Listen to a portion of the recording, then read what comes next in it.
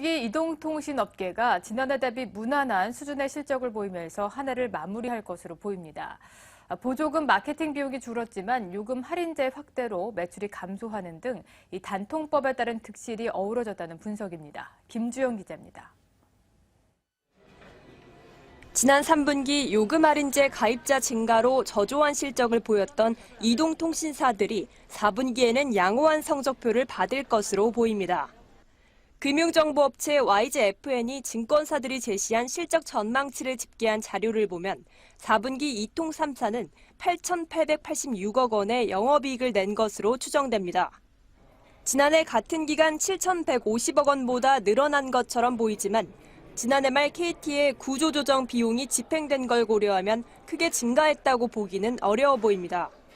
KT의 4분기 영업이익 전망치를 보면 지난해 일회성 영업이익 감소에 따른 기저효과로 505% 늘어난 2,075억 원을 기록할 것으로 보입니다.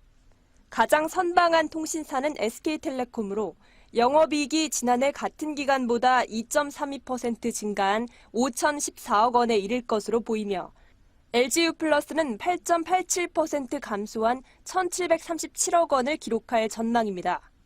4분기 매출은 SKT와 LG유플러스는 각각 1.29% 오른 4조 3,442억 원, 2.76% 증가한 2조 7,577억 원에 이를 것으로 예상됩니다. KT의 4분기 매출은 계절적 요인으로 지난해보다 3.74% 감소한 5조 5,107억 원 수준에 이를 것으로 보입니다. 2분기, 3분기의 가운데 정도라고 보면 될 것 같고 다른 통신사들에 비해서 KT는 조금 덜 나왔다라고.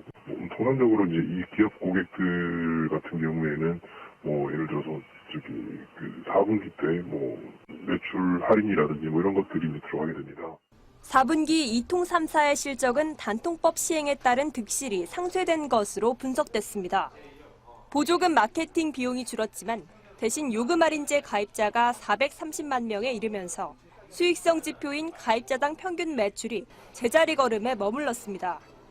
보조금은 이통사와 제조사가 공동으로 비용을 부담하지만 요금 할인제는 전액 이통사가 지원하기 때문입니다.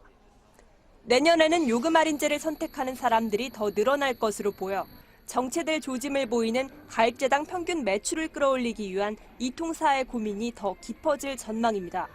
머니투데이 방송 김주영입니다.